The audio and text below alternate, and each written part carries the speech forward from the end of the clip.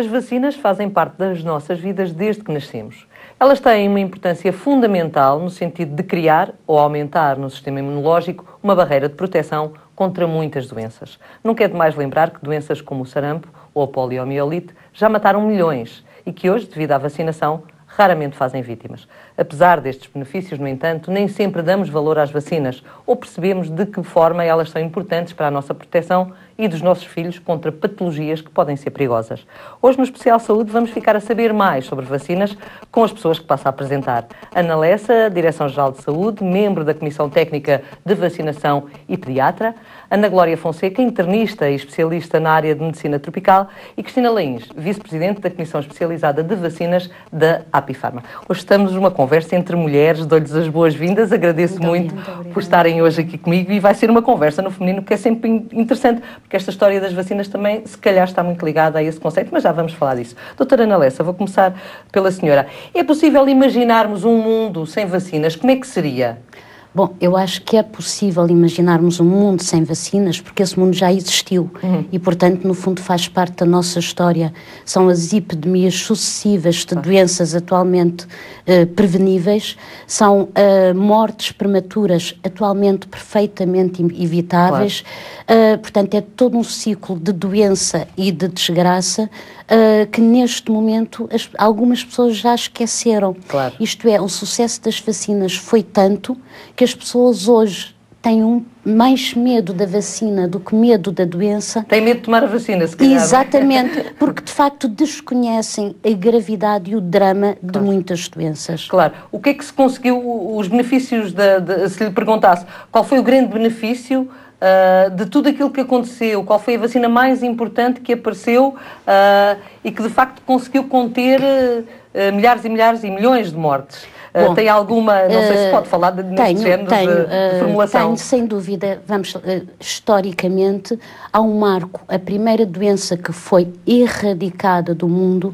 foi a vacina, foi a varíola. A varíola, pois. E, portanto, através da vacina, não é? Através da vacina, através de uma vacinação em larga escala, com uma vacina que não tinha sequer os critérios de efetividade e de segurança que tem hoje em dia e que, de facto, se conseguiu erradicar uma doença. E, portanto, eu penso que esse marco histórico é extremamente importante porque demonstrou que, apesar de tudo, o homem consegue dominar a doença. Claro. Outras vacinas, pela sua importância, pela mortalidade imensa e pelo impacto que podem ter na saúde pública, eu diria que neste momento, até porque fazem parte de programas de eliminação a nível mundial, o sarampo e a poliomielite. São as duas, não é? E outra, deixe-me já agora dizer outra, que é muito importante, porque não depende de outras pessoas estarem vacinadas, porque depende apenas de nós próprios, que é a vacina contra o tétano. Porque o tétano, o bacilo do tétano faz parte da terra. Só destruindo a terra nós não teríamos contacto com o bacilo e, portanto, apenas quando cada um de nós está vacinado, cada um de nós está protegido. Claro. E, portanto, eu faria essas ressalvas, digamos assim. Doutora Ana Glória da Fonseca, diga-me uma coisa. Neste momento, no panorama geral em Portugal, nós temos o Plano Nacional de Vacinação ideal ou podemos fazer melhor? Ele está adaptado ao nosso país. Se calhar não está tão adaptado à quantidade de viajantes que nós temos hoje em dia e, sobretudo, ao volume de expatriados que temos para Angola. Essa é a sua área de eleição e foi logo ficar no assunto. Porque assim, há um Plano Nacional de Vacinação e já vamos ver então depois até com a doutora Ana Lessa também, doutora Cristina, se de facto este plano é o plano que nós podemos ter, que benefícios é que ele traz, mas há vacinas que estão à margem desse plano. E aí entra a senhora, não é? Nas consultas do viajante, principalmente, e noutras áreas. Essas que estão a ter agora um aumento muito grande, não é? De procura por essas vacinas. Sim, sobretudo a vacinação da febre amarela, que aliás sempre foi muito contemplada, até pela Direção-Geral de Saúde, mesmo que o Plano Nacional de Vacinação não contemple especificamente isso.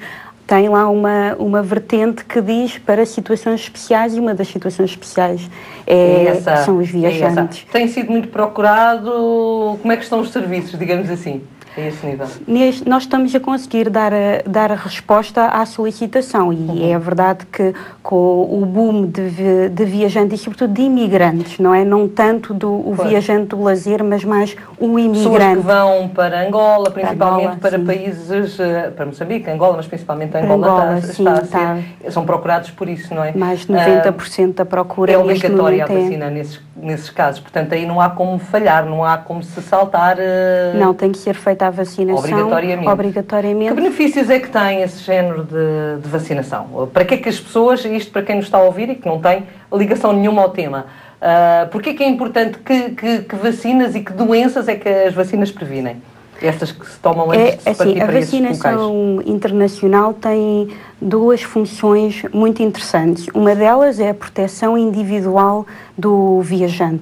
Enquanto pessoa, quando se dirige para estes destinos, tem uma série de vacinas que pode ser feita. A mais paradigmática é realmente a vacinação da febre amarela, e que dão uma proteção muito importante, são de facto muito eficazes em proteger o viajante. E tem a outra função super importante, e isto em termos internacionais e na era global em que nós estamos, é que estas vacinas previnem a disseminação internacional das doenças. Porque isso poderia dizer, uma pessoa que fosse, por exemplo, a Angola 2 ou 3 anos, quando regressasse, não tomasse essa vacina, poderia trazer o bichinho, digamos assim, e espalhá-lo por aí. Seria isso, é isso que me está a dizer. Na febre amarela não especificamente, mas outras, não é? Isso portanto, todo o cuidado é pouco a ter a esse nível. E isto é um aumento das vacinas que se calhar nos faz, doutora Ana Lessa, e vou, antes de passar à doutora Cristina, volto assim, se calhar nos faz pensar numa coisa, é que de facto muitas vezes não damos o valor às vacinas que elas merecem, mas se calhar agora, por estas obrigações, se calhar temos de voltar a dar mais importância, não é? Vamos lá ver. O Estatuto das Vacinas em Portugal não é o único e absoluto Programa Nacional de Vacinação. O Programa Nacional de Vacinação é um programa que contém e que engloba as vacinas consideradas de primeira linha para as pessoas que estão em Portugal. Portanto, é um programa que é universal e gratuito e que de facto engloba aquelas que em Portugal neste momento são 12. Que engloba as vacinas das quais se consideram, portanto, depois de uma apreciação, que se obtêm os maiores ganhos em saúde. Mas há outros estatutos. A vacinação dos viajantes está num outro estatuto. O Regulamento Sanitário Internacional apenas exige a vacina contra a febre amarela. No entanto, para os viajantes e em função da epidemiologia de cada zona para onde se desloca, porque não pensemos que só há vacinas, que é importante quando se viaja para a África ou para a Ásia, mas também é muito importante algumas vacinas para quem viaja para a Europa. Portanto, é um outro estatuto. Para a Europa, por acaso, nunca tinha ouvido. Exato. Por exemplo, o sarampo, por exemplo, a poliomielite, por exemplo, certas zonas em que há uma vacina especial de uma doença transmitida pelas carraças. Portanto, há uma série, portanto, pensar que a Europa, de facto, não está imune, não é verdade. Não é verdade. Gostaria, em todo caso, que... Eu aqui até faço uma ponte, se calhar, para o Programa Nacional de Vacinação, em que, no âmbito das viagens, e nós contactamos maioritariamente com gente adulta, não forçosamente, mas maioritariamente com gente adulta, e é interessante como é uma excelente oportunidade para pôr em dia o tétano. Por exemplo, não é? Porque as pessoas a partir de determinada idade nunca mais fazem o tétano, não é? A vacina contra o tétano, de modo geral. E deveriam continuar a fazer. Mas é engraçado como elas depois dizem, eu acho que me falta a vacina do tétano. Porque as pessoas sabem, está no subconsciente, não é? Doutora Cristina, damos pouco valor às vacinas, não é? Este conceito de que, de facto, aquilo que é adquirido e que é quase que é gratuito para o cidadão, à partida não tem valor, acabou por se vincular nesta história das vacinas, e não é assim, não é? Quer dizer, as vacinas têm toda a importância que é possível dar-lhes, não é? Sim, tem imensa importância, como já referiu a doutora Ana Lessa, e realmente acho que nós temos um programa nacional de vacinação bastante completo e a nível dos melhores do mundo, eu não tenho orgulho em dizer isso, e mesmo não só em termos de vacinas que estão incluídas no Programa Nacional de Vacinação, mas também com as elevadas taxas de cobertura que nós conseguimos atingir nos jovens e até na idade adulta. Não sei qual é que é a taxa de cobertura do tétano, mas penso que também deverá ser superior aos outros países. Portanto, nós temos uma tendência e uma cultura de vacinação, que eu acho que é excelente, e somos realmente apontados como um dos países... Não lhe damos valor, não é? Não lhe damos valor, eu acho mas fazemos. Como é gratuito e as pessoas tomam isso como um dado adquirido, como referi há pouco, eu penso que... Acho que realmente acontece isso, portanto, não... Acabamos por não dar o valor que de facto a vacina merece. Diga uma coisa, esta questão pode ser para qualquer uma das três que me saiba responder. A vacinação em Portugal é cara, ou seja, nós falamos muito que há falta de dinheiro, não é? Portugal não tem dinheiro e que estamos a viver uma crise que é real, e uma crise que não é só em Portugal que se vive, há noutros países. Portanto, neste panorama, vacinar é caro ou não está em causa essa questão? Eu penso...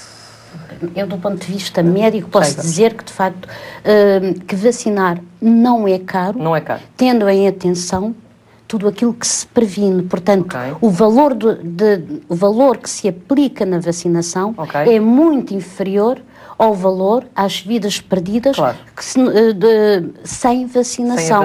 Portanto, penso que neste momento, pelo menos reportando-me apenas ao Programa Nacional de Vacinação, vacinar não é definitivamente caro. Começa a ser cada vez mais... A evolução tecnológica traz-nos vacinas mais caras. O primeiro PNV tinha vacinas que, de facto, eram... O Programa Nacional, o primeiro Programa Nacional de Vacinação de 1965 era definitivamente um programa muito barato, porque tinha, tanto vacinas que eram, na altura, muito baratas. Depois, com a evolução tecnológica, nós queremos dar cada vez menos picadas aos bebés, mas vaciná-los contra mais doenças, porque queremos protegê-los. Portanto, todas essas vacinas combinadas, a evolução tecnológica, algumas vacinas que implicam processos de conjugação com proteínas para serem eficazes em bebés pequeninos, tudo isso, de facto, encarece, obviamente, as vacinas. Mesmo assim, comparativamente com as doenças que protege com as vidas, eu penso que continua a ser barato. Doutora, queria dizer qualquer coisa sobre este assunto também? Eu ia seguir na linha com a doutora Ana Lessa, obviamente. Ainda por cima da indústria farmacêutica poderia haver aqui alguma coisa contrária. Não só pelas vidas poupadas, mas também pelos ganhos em saúde e doenças evitadas e complicações de doenças tão simples como uma gripe, que através da vacinação se pode prevenir, e os recursos à saúde, portanto, etc. Portanto, no global, analisando isso, acho que é uma das medidas mais custo-efetivas que existe a seguir à água potável. Não está em causa, penso que nunca se falou nisso e, portanto, penso que não estará em causa nunca a questão da gratuitidade do Programa Nacional de Vacinação. Nunca foi posto em causa, como é evidente, não é? Com certeza. Isso é uma medida política, claro, mas em princípio nunca se ouviu falar. Relativamente às outras vacinas, aquelas que estão de fora, como por exemplo essas das pessoas que vão viajar, acha que são caras, doutora, ou nem por isso? Agora varia. Há umas que são um bocadinho mais puxadinhas do que outras. Existem as que estão contempladas pela Direção-Geral de Saúde e até distribuídas pelas ARS, são alvo de taxas sanitárias normalmente mais acessíveis. Existem outras vacinações que já são muito conhecidas no mercado, e temos a gripe, temos as hepatites A e B, que também são relativamente acessíveis. Depois as vacinas que são para também situações um bocadinho mais raras e mais específicas, como é o caso da encefalite japonesa, e aí já entramos assim numa despesa um bocadinho mais considerável. Também estamos a falar de vacinas de inovação, não é? Sim, claro, com certeza. Aliás, e até nestas vacinas houve mesmo inovação, no caso da encefalite japonesa, no caso da vacinação da raiva. As vacinas que temos recentemente disponíveis são vacinas que não têm nada a ver com as vacinas anteriores. E aqui temos a senhora da indústria farmacêutica, tenho de ir para aí. A evolução tem sido grande. Tem havido um investimento da indústria farmacêutica relativamente às vacinas ou nem por isso? Aliás, se nós olharmos a nível da Europa, Portanto, o nível de investimento na área de vacinas e farmacêutica é superior a qualquer outro setor económico. Portanto, nós vacinas estamos em primeiro lugar, investe cerca de 1.000 milhões de dólares euros por ano. Portanto, investe-se imenso em investigação. São as empresas que investem, portanto, cerca de 4% vem de fundos públicos, a maior parte é a indústria que avança na parte de investigação e desenvolvimento. E na Europa temos cerca de 90% da produção para todo o mundo, portanto... Sim, visto que a Europa não faz nada a este nível... Não, 90% da produção, portanto, é europeia. Não, a nível do mundo é feita na Europa. É feita na Europa, portanto é a produção, Exato. digamos assim, que é feita cá. E a investigação também. Investigação também. Há coisas em desenvolvimento novas? Há cerca de 120 projetos que estão ainda em desenvolvimento, fase 1, fase 2, etc. Posso citar alguns exemplos. Já agora? Cito o megalovírus, acho que sim. Febre dengue, que é algo que está a emergir em alguns países e receia-se que possa haver alguma transmissão ou através de imigração para a Europa. Herpes zoster, vai haver uma vacina brevemente, meningococo B. Tudo nomes que nós nunca ouvimos falar, de facto. Estamos mesmo numa outra contra a meningite B, assim as pessoas acho que já percebem melhor. A vacina da SIDA tem sido uma daquelas que se tem falado muito e que não se chega lá. Mas é muito difícil porque a imunidade adquirida é baixa, portanto é muito difícil de... Mas é possível, na sua opinião... Eu espero que sim, temos sempre essa esperança. Claro, porque, pelo menos não se desistiu. Não é? Pois, não se desistiu, deu-se a volta, mas claro. já há 20 ou 30 anos que se está a tentar. Doutora Ana Lessa, relativamente ao Programa Nacional de Vacinação, a entrada da vacina contra doenças causadas pelo vírus do papiloma humano, para ser aplicada entre os 11 e os 13 anos, entre os 10 e os 13 anos, assim é que foi recente. Como tem corrido este processo? Uma vez que foi a última que entrou, segundo me parece, ou não? Sim, foi a última que entrou. A vacina entrou em 2008. Tem corrido muito bem. Portanto, a vacina entrou num esquema portanto, de vacinação de rotina para as jovens com 13 anos e fez simultaneamente uma campanha entre 2009 e 2011 para apanhar todas as jovens de 17 anos. Essa campanha parou porque as jovens que começaram a ser vacinadas aos 13 agora atingiram os 17, portanto estão todas vacinadas. Posso lhe dizer que no primeiro ano o nosso objetivo, portanto, houve atraso no início da vacinação por problemas logísticos e de processo e começámos a vacinar apenas em outubro e tínhamos uma meta, que era de facto 50% das jovens daquela coorte, ou seja, daquele ano de nascimento, serem vacinadas ainda em 2008, eram 2 meses. Ao fim desses 2 meses nós tínhamos praticamente 75% das jovens vacinadas, bom, portanto foi muito bom, se bem que a primeira dose, nós o que queremos de facto é que as jovens estejam completamente vacinadas, isto é, com as 3 doses. E por isso mesmo esta vacina tem uma exceção em relação a outras, isto é, uma jovem que tenha começado a sua vacinação, mas que não a tenha completado na idade que nós propomos, até poderá completar até aos 25 anos, de modo a conseguir o máximo de proteção possível. Nós temos as melhores coberturas a nível dos países europeus para as 3 doses, quer em vacinação de rotina, quer em campanha, de tal modo que já fomos chamados por diversas vezes, quer em reuniões da OMS, quer outras reuniões, quando para se diz que o país está mal em tudo, não é bem assim, não está. Para explicar de facto o que é que nós fizemos. E aquilo que nós dizemos, portanto, é bastante simples. Para nós o Programa Nacional de Vacinação é um programa que tem uma aceitação por parte dos técnicos, que tem uma aceitação política e que tem uma aceitação por parte da população.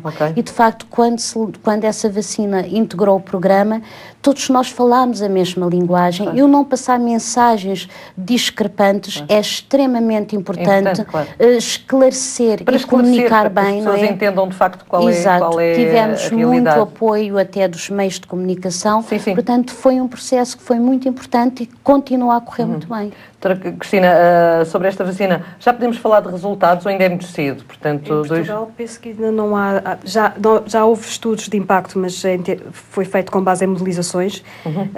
Noutros países, a nível mundial, existem alguns estudos na Austrália, mais precisamente, num programa...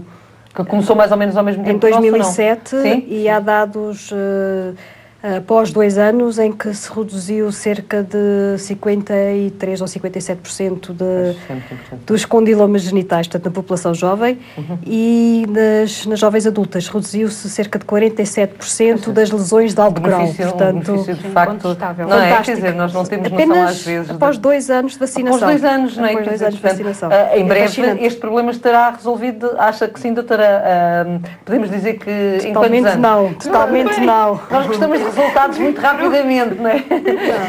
Mas há outros tipos de HPV ou de papilomavírus humano que não estão contidos na vacina, portanto, poderão ainda haver alguns casos. Mas, portanto, quando a longo prazo o objetivo desta vacinação é a diminuição, principalmente do carcinoma do colo do útero, também das lesões benignas, isso implica automaticamente que hajam outras estratégias, que haja um programa de rastreio abrangente e universal, que as lesões detectadas sejam orientadas precocemente, que as lesões tardias sejam tratadas paliativamente e que, de facto, se dê à mulher em que já foi diagnosticada uma dessas lesões, de facto, um tratamento e um final de vida condigno, quando infelizmente isso acontece.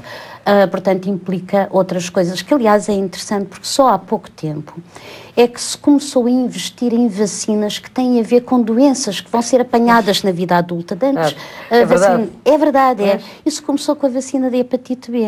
Por exemplo, outra das vacinas que também faz parte, não é? E de facto é um conceito diferente que a nível até de comunicação e informação, quer aos profissionais de saúde, quer ao público, implica que as pessoas tenham a visão que estão a proteger para o futuro e não de imediato. E de facto foi interessante porque em Portugal a população aderiu muito bem e isso não aconteceu noutra. Os pais, inclusive, não tiveram muito problema em assumir que era importante vacinar. Não temos muito tempo ao nosso programa, isto passa rápido, demais para o meu gosto, mas vamos tentar ainda falar de uma coisa que eu acho muito importante, até porque muitas das pessoas que nos estão a ouvir lá em casa estão a perguntar, então e a gripe? Quando é que a apresentadora faz a pergunta sobre a vacina da gripe?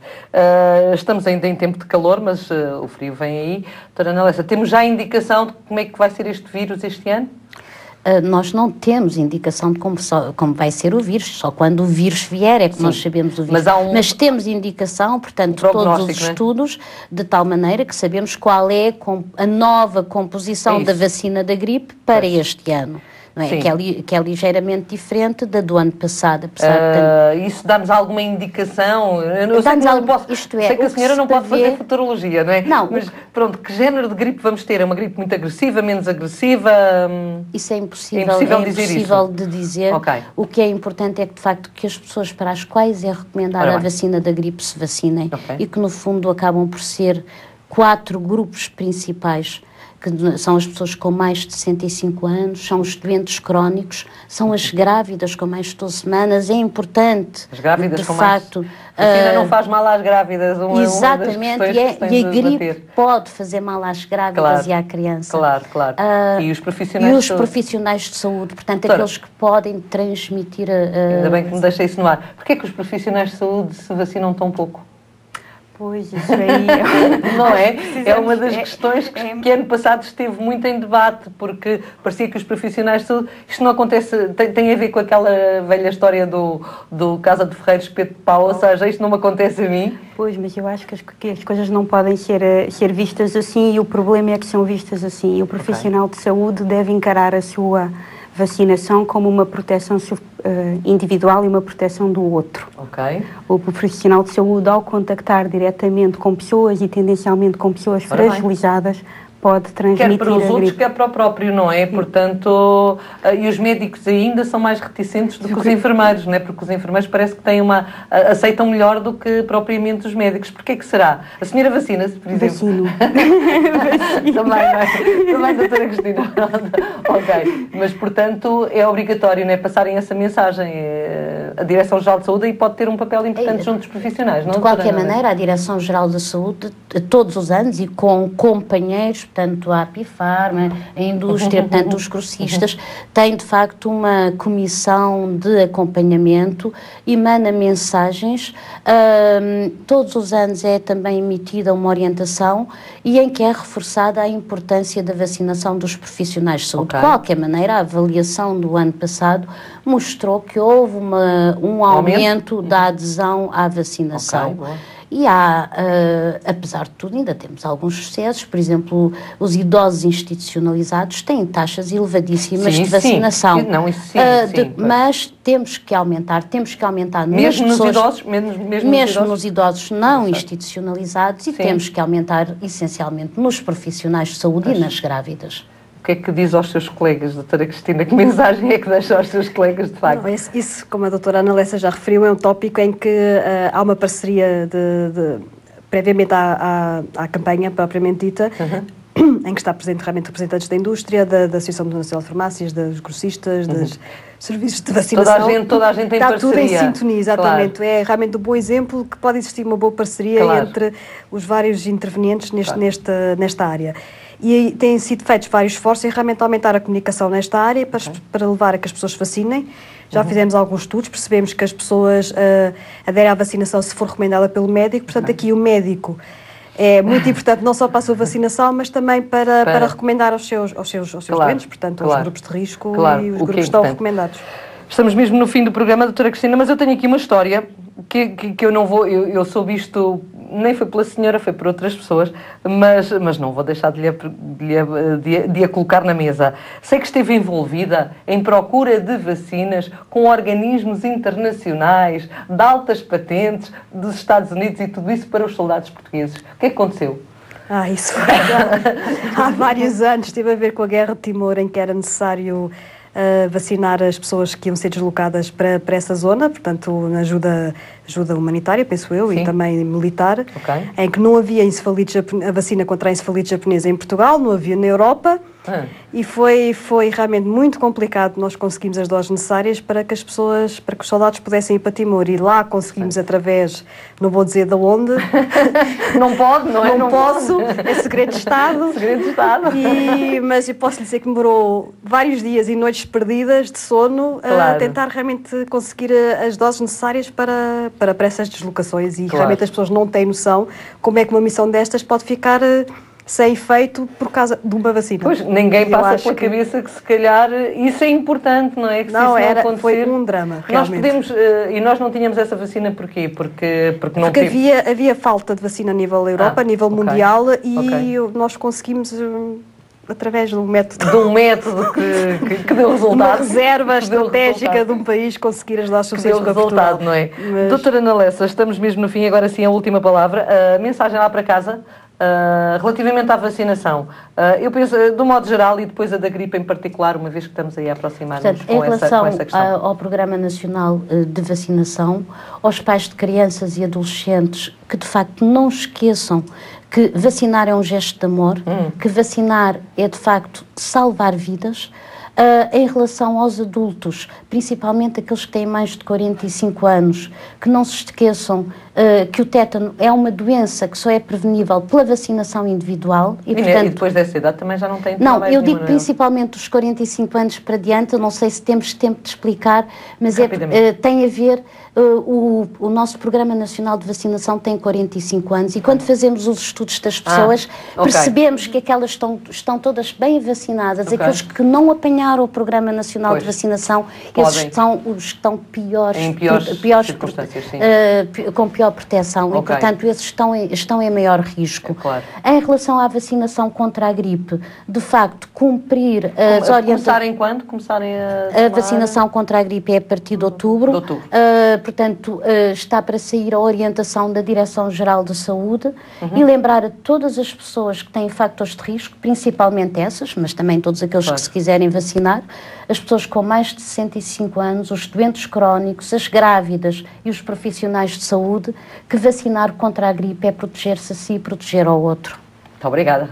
Agradeço às três, chegámos mesmo ao final do programa. Muito obrigada pela vossa presença. Esperemos que, de facto, os conselhos que aqui deixaram e as indicações que aqui deixaram tenham sido proveitosas para quem está lá em casa e que não se lembra, de facto, que a vacina é, de facto, um bem muito importante, que está ao nosso dispor e que é gratuito. Muito obrigada. Obrigada. Antes de sair, ainda tempo para falar de livros e de qualidade. A editora Lidl sugere-nos para esta semana a obra Ecocardiografia de Lígia Mendes. Já sabe, ler faz bem à saúde também. Despeço-me por hoje, mas volto para a semana com mais temas e mais convidados para falar, já sabe de quê? De saúde. Até lá.